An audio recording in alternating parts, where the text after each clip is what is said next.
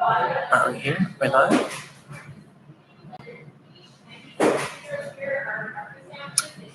We are live at Julia's Books and Coffee and Hammers, Nails, Hard Hats, Ladders, and absolutely zero housing puns.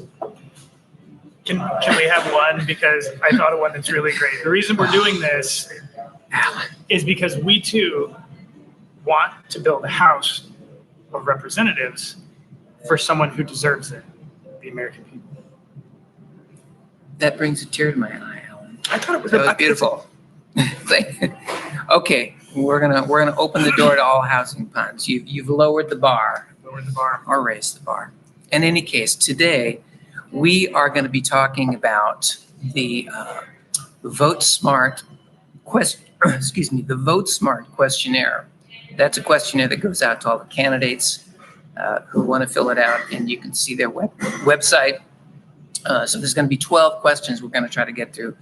The reason we chose Vote Smart rather than iVoter is they're very similar, and a lot of people do go to iVoter, but iVoter is a little more right wing, I would say, a little more to the right. I would say so, yeah. Yeah, and so the questions are formulated just a little differently, and for convenience, Alan and I were both filling these out this week, so the questions and answers are fairly fresh in our mind. But we are going to read the questions to you, and we're going to allow this particular program to be hopefully a kind of primer if you're new to our campaigns, if you don't want to go back and listen to our other very compelling episodes, which you should do anyway. So Alan, would you like to say anything before we get started? No, I think that covers it. Why don't we jump right into the topics? Let's jump right in. So I'm going to be, putting my glasses on and off to read stuff. So let's go. All right. So the first topic, and just so you all know, these are organized into different topics, by which, legislators would have to weigh legislation, just to get a better idea of where people stand. So the first topic here is abortion. And the question is, do you generally support pro-choice or pro-life legislation? I am a pro-choice candidate, and I gave a specific answer stating that I support the Casey decision. And I also just want to make the point to other libertarians out there, because I know the state party is predominantly pro-life.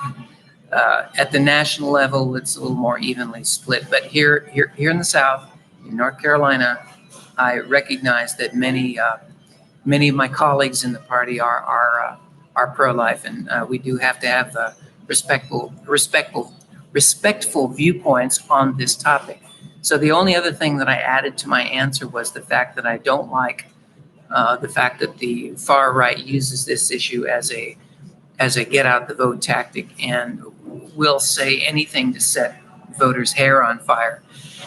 During the primaries and during the general in particular, they use this charge of infanticide, which I think is a horrible exaggeration. And it's very difficult to find people who actually really do support infanticide. So go ahead and give your answer to that question, and I'll set up for the next question. Yeah, absolutely. So I also answered this question as pro-choice, simply because I believe that banning abortions is not the right approach to solve this problem, and that kind of applies to a lot of different things. It's the way that you and I approach it. We think about neo-prohibitionism and things like that. I tend to favor pro-choice legislation, but I also think that we need to move beyond this very polarized way of looking at it, whether it's pro-life or pro-choice, because I think that divides us, and we know that it's not really that simple. And for instance, when we say we favor pro-choice legislation, we neglect the fact that there are so many women out here who don't really have a choice, regardless of what the law is, because they live in rural communities where they don't have access to sufficient resources. So in addition to not banning abortion, I think that we need to take steps to make sure that we have the right socioeconomic circumstances where women can actually control what happens to their bodies. Yes, personal freedom we're in agreement on that. Yes. Just as a side point, the street next to us is Latrobe, and if you're at all interested in what's going on in North Carolina with abortion-related politics, just Google Latrobe, because a lot of the big protests happen right down the street. So it's a scene of a lot of tension. So the next question is budget. In order to balance the budget, do you support an income tax increase on any tax bracket? So that's the first question.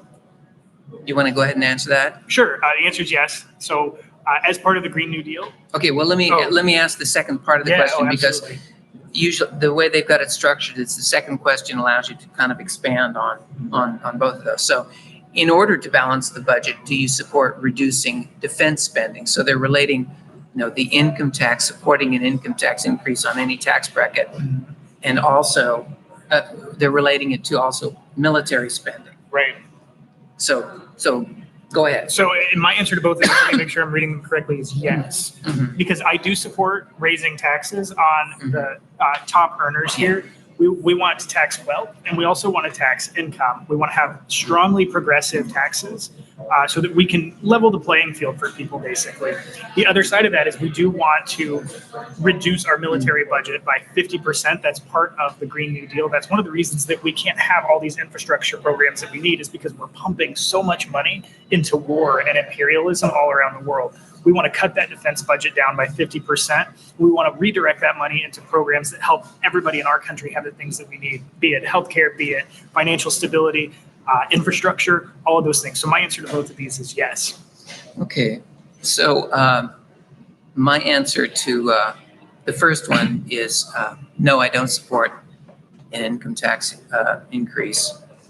And I do support reducing the military budget. So as I've stated before, we may have talked about this in the past, I do support the abolition of the 16th Amendment, the income tax.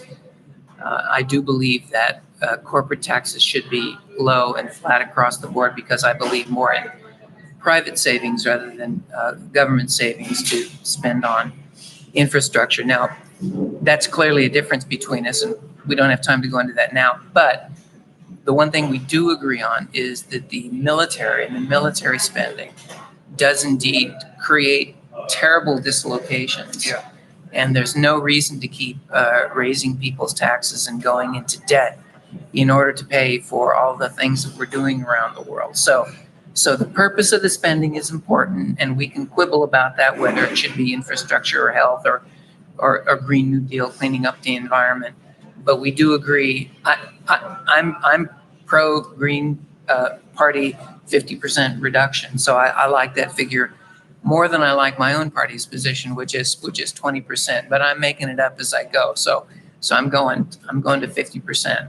There we go. That's good. And to Jeff's point about taxation, I think it's important. Something that I often hear is that when you start looking at increasing taxes for things without looking at how you're spending that money, that creates a system where the corruption within government can take over. And so you're just raising taxes for the heck of it. And so that's right. not really solving the problems that you think it will. That's right. And the same would apply to borrowing, because borrowing is just future taxes, right? So the next question, the next question, which is campaign finance. Absolutely. So under campaign finance, do you support the regulation of indirect campaign contributions from corporations and unions? And that's the only question. And my answer to that is, excuse me, is curiously, no, I don't support that. And one of the problems, I think, with trying to finesse the money flow to candidates is the fact that we have a virtually unlimited government, right? What I say in my answer, especially for people who are going to be clicking on this when they're looking at the different campaigns, is that we've got a campaign system that is really based on bribery and extortion. I mean, every piece of legislation has a little bit of favoritism in it, and people are expected to get good treatment from you if they donate to your campaign. Conversely, if you are trying to enact legislation that's going to affect a lot of people, you're basically beating the bushes for campaigns to try to figure out who can support you, to pay you to do something or not do something.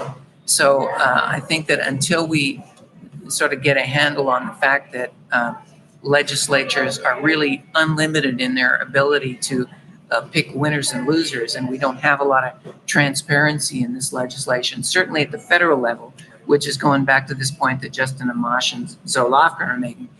You know, the parties are in deep with the big corporations and the big media, and it's a very corrupt system. So these issues don't get deliberated out in public. All this pork and this finessing goes on behind the scenes. Take it away, Alan. Right. So my answer to this is yes. And so this might be a little surprising as well, since I am in support of unions. I also am in support of regulating those unions' campaign contributions, specifically indirect contributions. I think that we need to get big money and we need to get dark money out of politics. Something that the Green Party believes is that we need to have publicly financed elections so that we're not putting our elections in the hands of big corporations that have just pooled all of their wealth and all of their power to buy influence into things. So I am for regulating indirect campaign contributions. And so in terms of FEC regulations, we're talking about independent expenditures. Is that what this comes down to? Yeah, well, the idea is that there is a loophole. So in the election that we're in, you know, we just read in the paper less than a week ago that there's big Republican money, you know, Club for Growth and these other groups that are going to spend on the order of $4 million. So they bought media ads. And I just saw Dan Bishop speaking this morning. And one of the things he said, which is similar to what Mark Harris said and his wife Beth Harris, what they told me was they can't control that stuff. That is not, they're not, you know, they're ideologically aligned, but they're not like making phone calls saying, could you use a better picture of me? They can't do stuff like that. They can't coordinate it. So these groups are out doing the work for the Republican candidates, and they're sending out. I mean, I've gotten like 5 mailers just in the last week.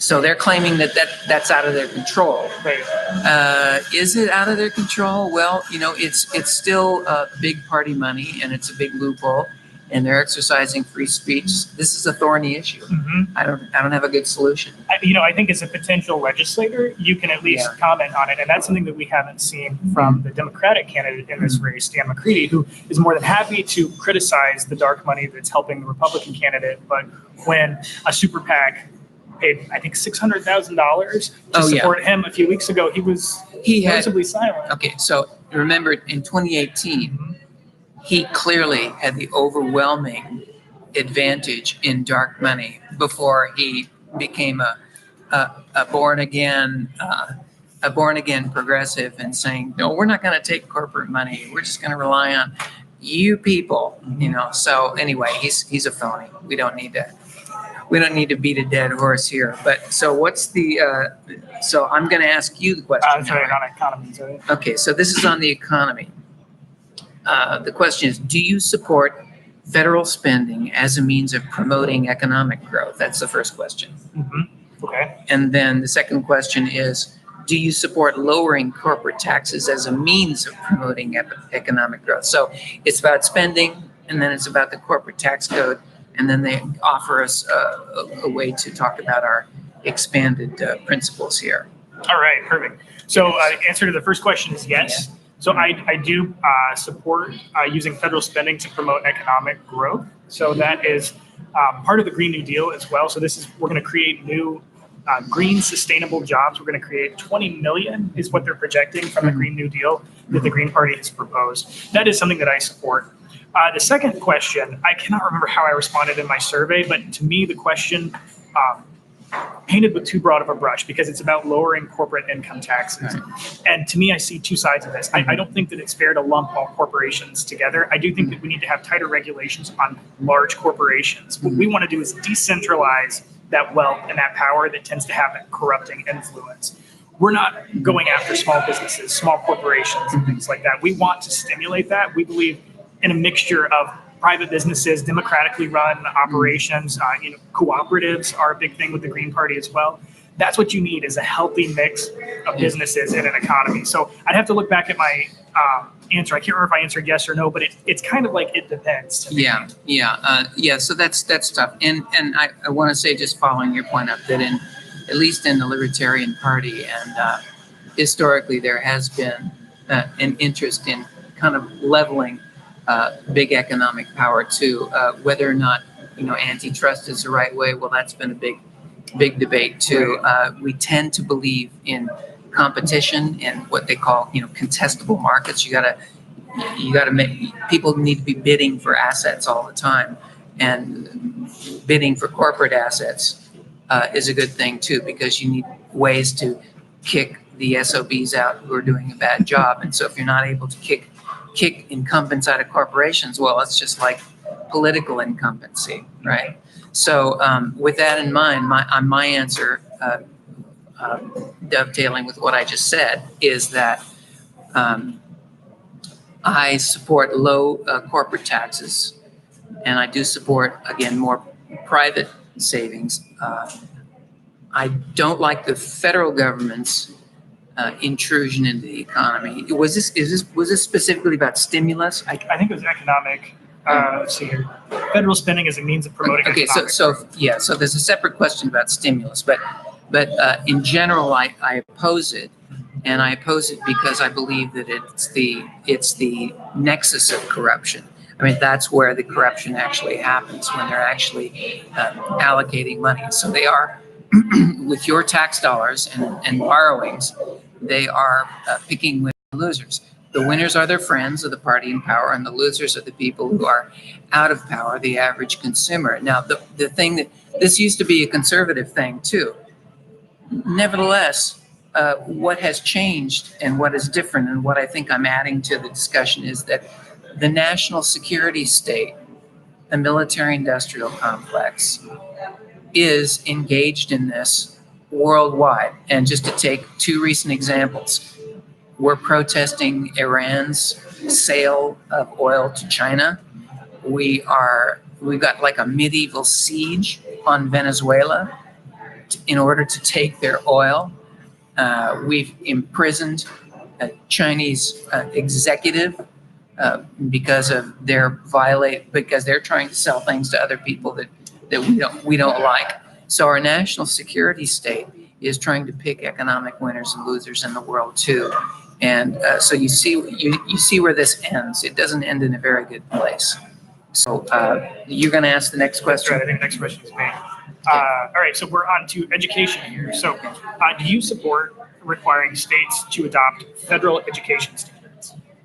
So flat out no from me on that. In fact, I support Congressman Thomas Massie from Kentucky, who offered the shortest piece of legislation, I think, in history. It was just 6 words. The Department of Education shall be abolished on December 31st, 2018.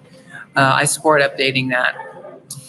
And the reason is that I'm a strong believer in separation of the federal government and just about everything. Separation of government and food, separation of government and health, separation of government and education. I don't think they've done a good job. I don't think federal standards are particularly knowledgeable and insightful. And I do believe in an education system that lets 1,000 flowers bloom. So I strongly believe in robust competition in education. And the federalization of people's minds, I think, is a long-lasting corrupting influence. So take it away, Alan, and I'll get ready for the next question. Yeah, so I'm in agreement here. I don't believe that we should force states to adopt federal education standards. So I think when we talk about, the Green Party talks a lot about divesting from the high stakes testing industry, because they are embedded in our Department of Education. They're embedded all throughout education, not just K-12, but in higher education as well. I believe that we can have the biggest impact in the classroom when we get out of the way and we let teachers do the incredible work that they can do when we just let them teach. And that's proven, and it's anecdotal, and it's also proven through research that we can increase outcomes for students if we're not in there trying to mandate, if we're not teaching to the test, if we're not trying to engineer our instruction around these federal grants like Race to the Top and No Child Left Behind, Right. or whatever. Yeah. Exactly. Or Well, is Every Student Succeeds now? I think. Yeah, it's what the- ESSA. ESSA. Yeah. No, I strongly agree with that. So when it really comes down to it on education, that we are both focused on teachers and student choice and being able to match up quality teachers with the right students and making sure that works the way it's supposed to. Yeah. That's right. Okay, so that's good to know. So for voters, because we just don't believe in federalism in education. So now we're going to go on to another contentious one. Let's watch our time here. We're at Where are we? 20 minutes. Yeah. Okay. Yeah, 20 minutes. We're okay. So this is about energy and the environment. Do you support government funding for the development of renewable energy? And that includes solar, wind, and thermal. That's the first question. Okay. And then the second question is, do you support federal regulation of greenhouse gas emissions? Right.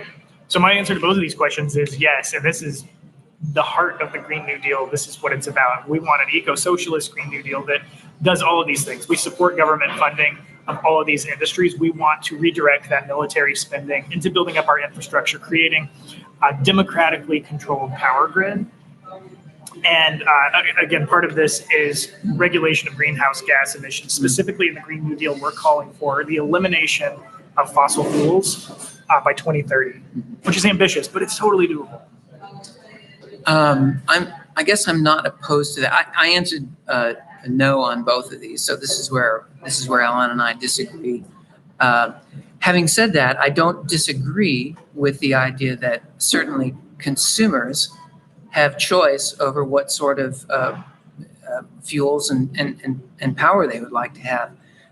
If people believe truly that one of the menaces in the world is the fact that we are fighting for oil, we're fighting against Iran, who's trying to sell oil to China, we're fighting against Venezuela, we're trying to starve their people to death in order to take their oil. That is literally our policy. If you don't like that and you think the oil companies are sort of evil for propagating this in our federal government and running our foreign policy, then by gosh, you better look for an alternative. So I think the idea that people are looking for alternatives and should look for alternatives is a good thing. Now the question is, do we really want to subsidize it? Are there really problems with, the climate? Are we really going to be suffering? I would say, independent of those questions, you can still say oil companies have too much power. If they're motivating our foreign wars and our national security state is entwined in grabbing resources, starving populations, committing acts of war without a vote of Congress, representatives like us saying, why are we doing this to these countries? Why are we trying to change their regime? Why are we trying to take their resources? Then, we got to be watching the oil companies. Now, having said that, I should disclose that, over 30 or 40 years as a personal, private investor and person who looks at, stocks and bonds and different forms of investments, I certainly held, and I hold now, stock in Exxon and oil. There is a world price. There is a world market for it. Now, I don't like what they do in the boardroom, and I know that individual stockholders can't have a lot of influence, but they are trying to, break down these walls. But this goes back to what I said earlier about corporations that aren't doing what their owners want. Do the shareholders of those large companies, do they want us starving the population of Venezuela to take their oil? Do they really want that? And if they don't, can they express that through their shareholdings and through their ownership? I think that's unfortunately that was a strong channel for a while, and it may be a weak channel today. Anyway, I'm babbling, and I've gone beyond my allotted time or the time we allowed for this. But anyway, that's my answer. So go ahead. You can the next one. Yeah, absolutely. So Guns. next one is big. This is a very pertinent topic this week. So it's guns. Do you generally support gun control legislation? I don't generally support it, which is a kind of a roundabout way of saying I understand it, and I understand that states have a lot of power to regulate it. And because I'm not particularly, I'm not a sports shooter. I'm not really a hunter. I don't. I'm not that interested in guns. Everything I know about guns, I've learned from relatives or people in my own party who are fanatical and will easily break into a conversation about Berettas and Glocks and stuff. But I strongly believe in the Second Amendment, which means that I believe that it is a bulwark against tyranny. And if people are feeling that, the Orange Man in the White House is literally Hitler, then I don't understand why people would say, yeah, this would be a good time to take away our guns. So there seems to be a little bit of cognitive dissonance in the gun control movement, because they're very fearful. They fear a breakdown in civil order.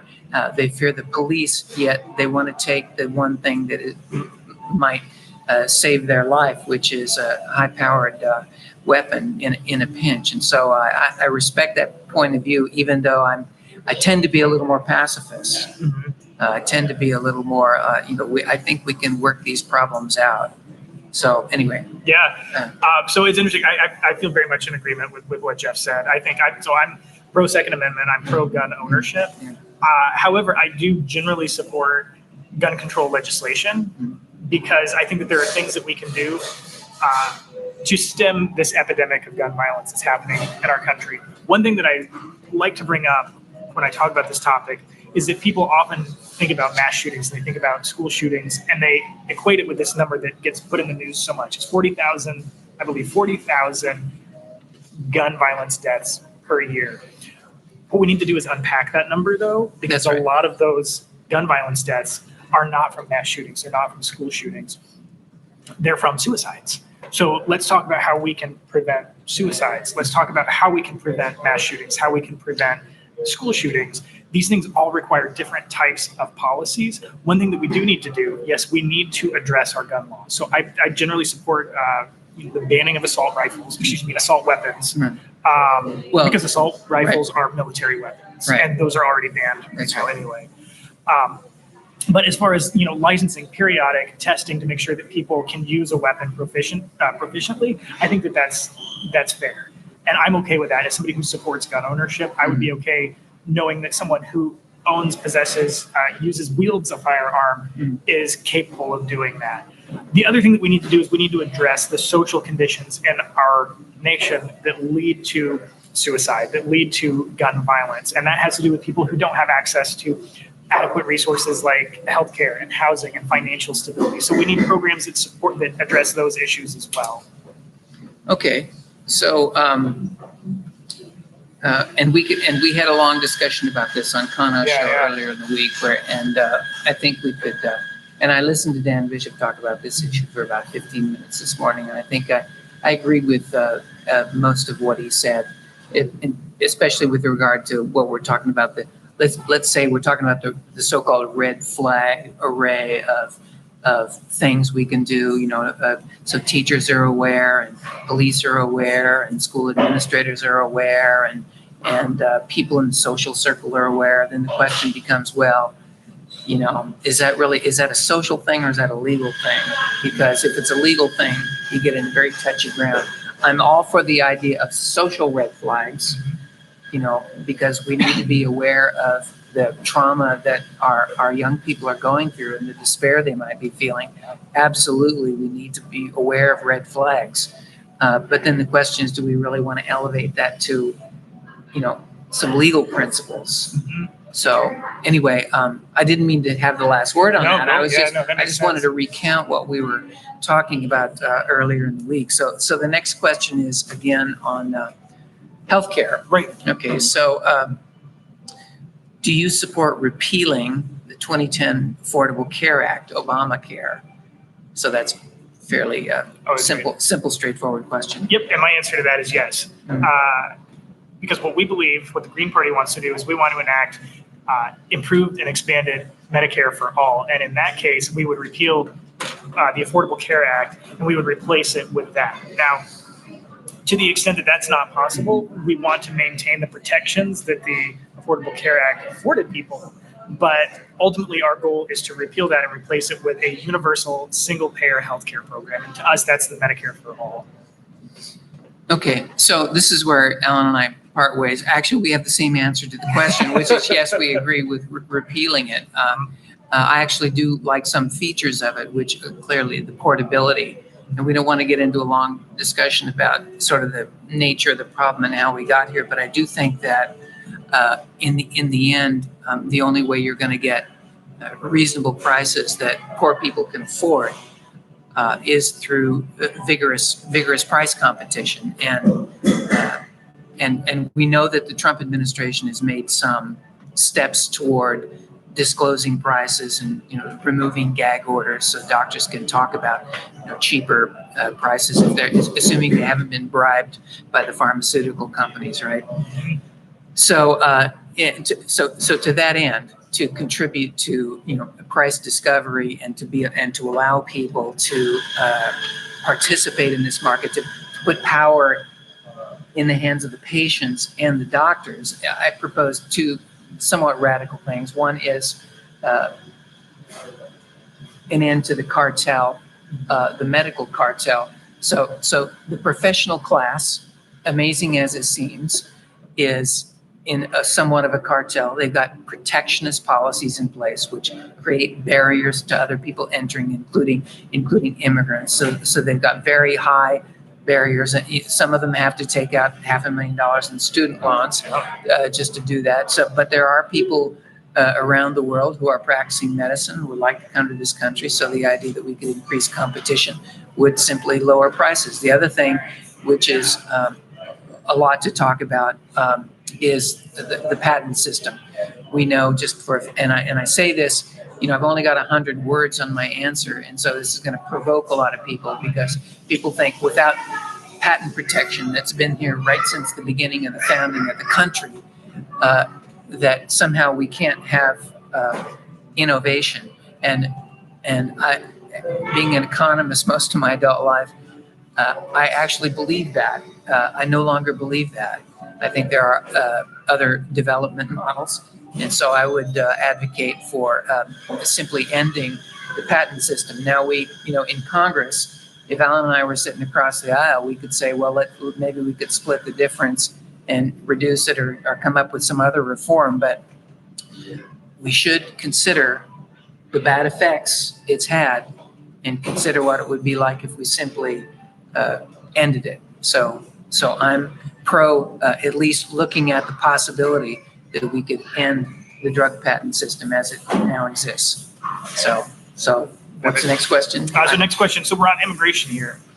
Do you support the construction of a wall along the Mexican border? That's the first question. Mm-hmm. The second question is, do you support requiring immigrants who are unlawfully present to return to their country of origin before they're eligible for citizenship? I say no and no. So one of the things that's going to bother people who are maybe attracted to me as a candidate and who are attracted to the Libertarian Party,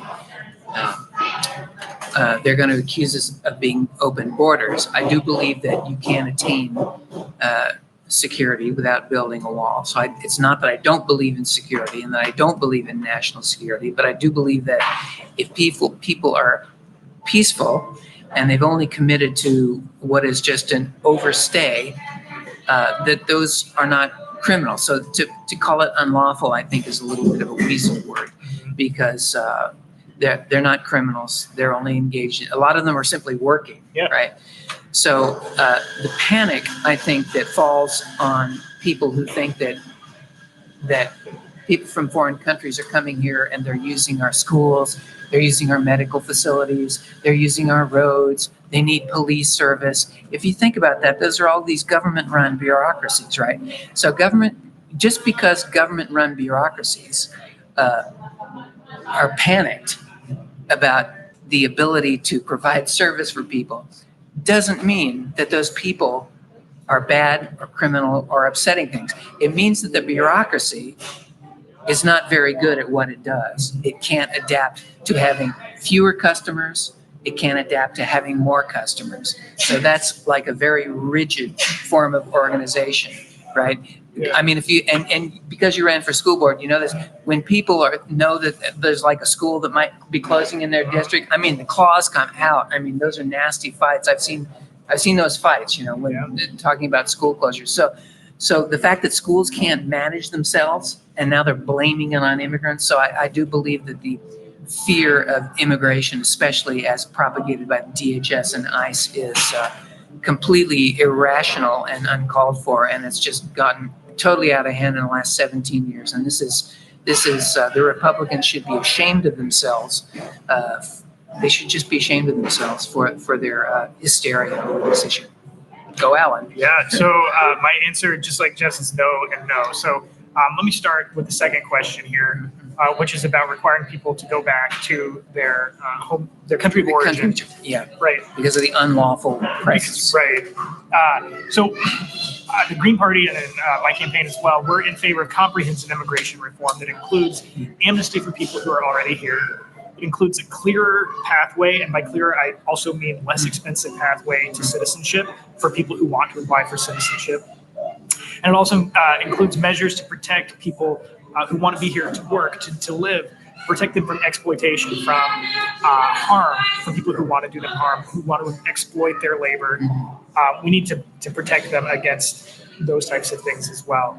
So to answer that question, no, I don't think that we should require people to go back to their country of origin before they're eligible for citizenship. They're here, they're working, they're contributing to our economy. We should allow them to become citizens if they want to. The first question here, building a wall. I don't have a whole lot to say about this. The answer is no. Okay. Like, it's an expensive blunder. Like, Yeah. it's a terrible, horrible idea. Yeah. So you can have a wall, but you have to get rid of the Statue of Liberty. You can have one or the other. You just can't have both. Well, they could just melt it down. Like, They could melt down the Statue of Liberty or sell it back to France and use the proceeds to build the wall. Yeah. Yeah. Sell the Statue of Liberty, use the proceeds. We could auction it off on eBay. And there you go. We get highest bidder. You know? Okay. So we're down to our last couple questions where it looks like we're going to go to 40 minutes, but that's okay. We'll skip the administrative priorities because that's just we're going to do last two questions are going to be marijuana and national security. So I'll read the marijuana question. Do you support the legalization of marijuana for recreational purposes? And by the look of the bong that you brought today. Yes, the answer is yes. I absolutely do. I think that we need to end the war on drugs. We need to deschedule marijuana at the federal level. I want to see states nationwide decriminalize it, make it legal. Like, we're at that tipping point. You can see state after state passing this. It needs to happen. A big part of this has contributed to our mass incarceration epidemic that we have in this country. But yes, I mean, straightforward answer, I support the legalization of marijuana for recreational purposes. Yes. I don't have a lot to add to that because I 100% agree with what Alan just said. And we've talked about this before. We've both been to normal meetings. The Libertarian Party really has been joined at the hip with this issue for close to 50 years. Gary Johnson ran on this part of this platform back in 2016 as a presidential candidate. We know reefer madness is over. 2/3 of the public is against it. North Carolina is kind of a backwater state on this. They're going to be the last. So North Carolina residents are going to be some of the last residents of the country to enjoy the benefits of CBD, of hemp agricultural products. And they're going to be last to figure out that mass incarceration, the police state, violent gangs, corruption, they're going to be last to figure out what the mess that has been made by the drug wars and what we need to do to clean it up. It's nasty, and if we don't get started now, we're going to be behind. The African American community is going to continue to be marginalized. They're going to be angry about this, and they've got a right to be. So we do need to end the drug wars. It just, everything about it has been a complete disaster. That's right. And if I can add one more thing to this, because you brought up a good point here. Any legislation that we pass in terms of legalizing marijuana, making it a commercial product, anything like that, we need to have measures in place to help rebuild those communities that were destroyed by the war on drugs. Because what we don't want to see happen is for us to legalize marijuana, and then you see these grow shops kind of popping up, just the way that we have microbreweries here, right? You don't want to see these trust fund kids starting their marijuana business. And I agree with that also in the sense that it is a form of reparation or restitution for some of the criminal behavior of the police departments and the DEA. So go ahead and read the last question we're going to do today. We're past 40 minutes, so we'll try to keep this as brief as we can, because otherwise we're just going to keep talking. That's right. That's what we do. So national security is the topic. So first question, should the United States use military force in order to prevent governments hostile to the U.S. from possessing a nuclear weapon? And second question. So we've got some barista action here, but I think you can probably still hear me. So second question. right as they turn up the coffee maker. Okay. Do you support increased American intervention in Middle Eastern conflicts beyond air support? Well, starting with the last question first, I don't even support air support. So that's a hard no. And then the first question, no, we should not prevent governments from having a nuclear power that are hostile. Again, this idea of these countries being hostile to us is kind of a weasel word, kind of a term of art of the national security state. And it doesn't mean they're hostile to us. It just doesn't want to play ball with us. So people are familiar with the story of Pablo Escobar, the famous Colombian drug lord who lorded over a large empire. If you saw his series on Netflix called Narcos, you got some of really rich history of what was going on at the time. But one of the classic phrases of that is the way that he was able to get power and bribe people was silver or lead. So you can either take the money or you can get a bullet to the head. So that is our foreign policy. We are all Escobarians at this point. That's the way our empire is working. Just to repeat what I said earlier, because it's in the news lately, is that we are imposing what amounts to an embargo, an act of war on Venezuela. We've been sanctioning them. And Americans who may be watching this, who are thinking about voting for Dan Bishop or Dan McCready, you got to reckon with that. You got a serious reckoning to do about what our foreign policy is aimed to do. It's aimed to starve people into submission, into overthrowing their government, where not just 2 or 3 months ago, Debbie Wasserman Schultz and Donna Shalala were standing there at the border between Colombia and Venezuela saying, let this food aid in, let this humanitarian food aid in. And now we're seizing ships with food, because we would like to see their population starve to death. I'm opposed to this. As far as the Middle East goes, we should withdraw. We should not be selling weapons to Saudi Arabia. The Yemen crisis is almost unknown to Americans because of MSNBC talking more about Stormy Daniels than cholera. So the media is not your friend when you want to find out about what's happening in the world.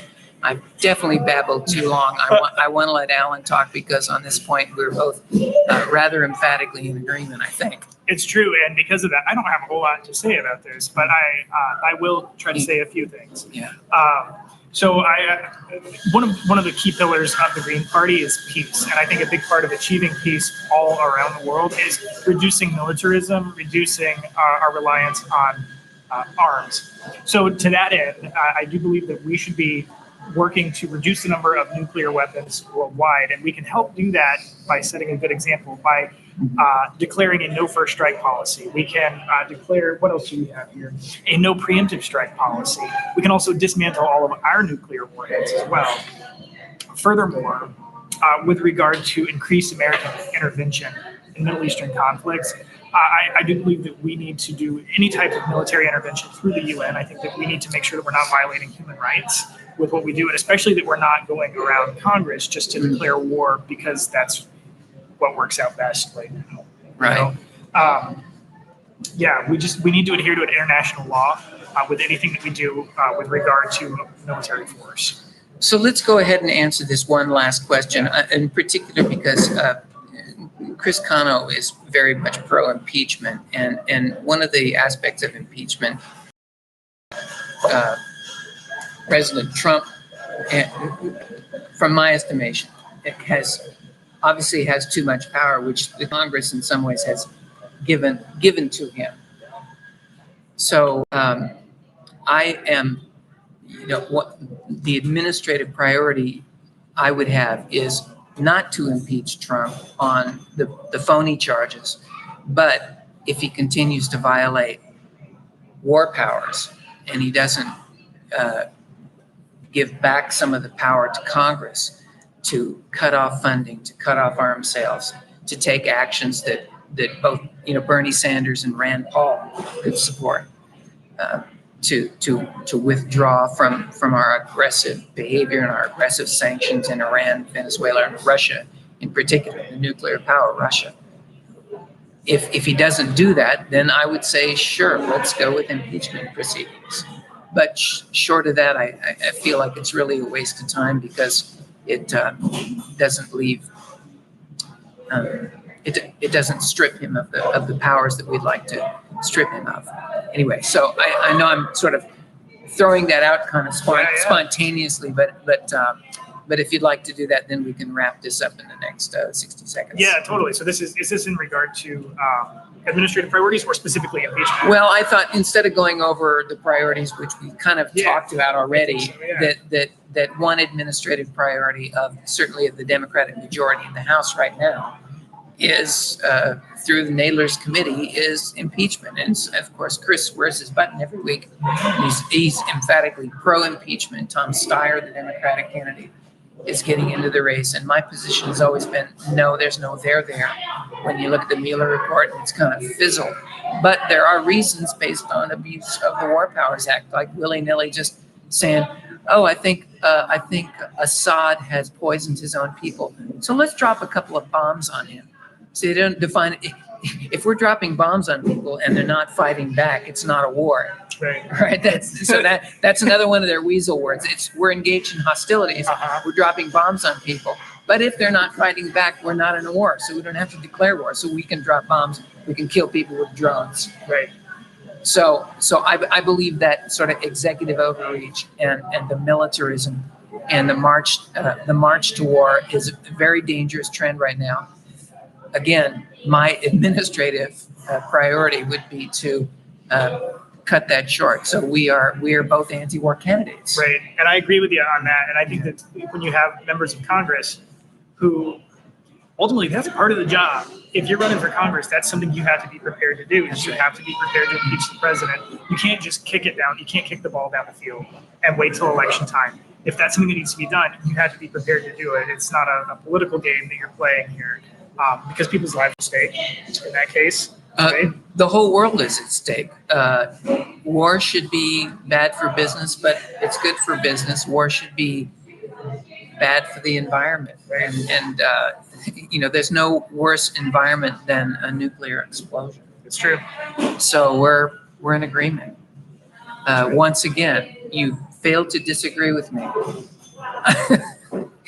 Anyway, we've kept you long enough. Thank you so much for listening. We're going to be here again next week. We don't know what the topic is, but we know it'll be juicy. Remember August 13th, if you're with us, please come to, we've got a forum. Dan Bishop agreed personally to me to come if we can get Dan McCready to show up. But as we know, Dan McCready is someone who doesn't like to be in public and deal with adversarial voters who might ask him extremely difficult questions. We could ask Dan Bishop. I just thought about this. Dan Bishop, I don't know if you know this, he has a cardboard cutout of Dan McCready, and we could just ask him to bring that.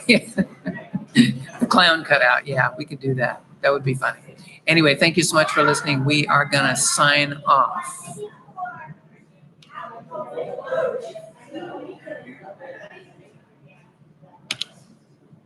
That was good.